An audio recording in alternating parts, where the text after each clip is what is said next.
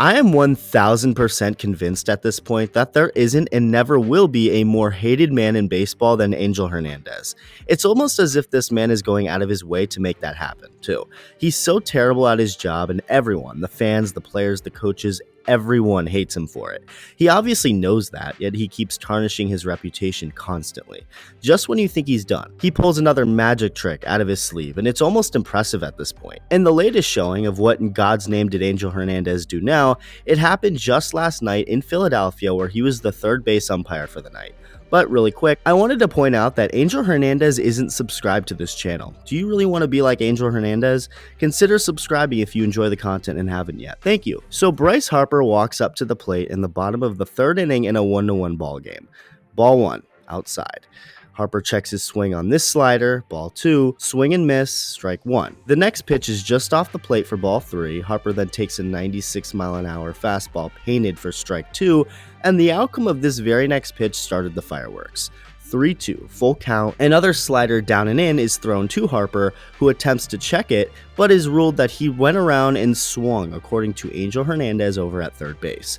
Harper absolutely loses his shit, starts screaming over at Angel, who then ejects Harper because he started to walk toward him.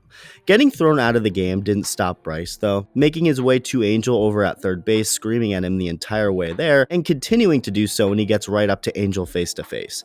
Shout out John Boy, who was quick to put out a breakdown on this, the master lip reader, determining that while getting screamed at, Angel told Harper, "You'll see," implying that when he sees the replay, he'll see that he was wrong and that he did in fact swing the bat for strike 3.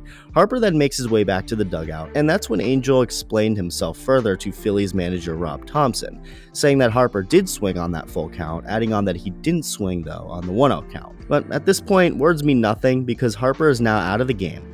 Oh, and when Angel said "you'll see" to Harper, telling him that he swung on the replay, well, here's the replay, and of course Harper didn't swing. This is basically satire at this point. And after the game, Harper went all in on Angel. Every time I get thrown out, I mean, it's over and over, right? Like you do something on the field and it's like, oh, you did it wrong, or you take a pitch, over the plate and it's a ball and I get thrown out, it's my fault. It's just, so I understand you have to live up to a big leaguer mentality, right? You have to act like it, you have to show that.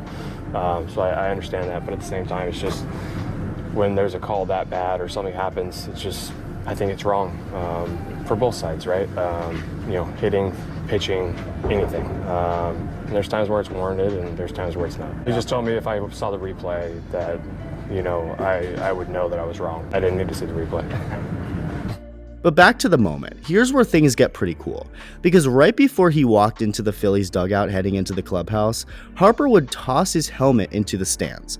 A kid would eventually end up with that helmet, a young Phillies fan with the biggest smile on his face imaginable. But little did he know, his night would only get even better. This 10-year-old kid, whose name is Hayden Dorfman, was actually interviewed during the game about what had happened, and he gave a great interview. He talked about how right when Harper threw his helmet, there were several dads diving for it, which is so not surprising, but thankfully they decided to give it to this kid. Watch. So I saw him throw it, and I knew I wouldn't get, so I kind of just stood still. Because the dads went for it, right? You told me that. There was like 3 or 4 dads just diving in. It's always the dads, guys. And it was pure chaos. I did not want to go in there.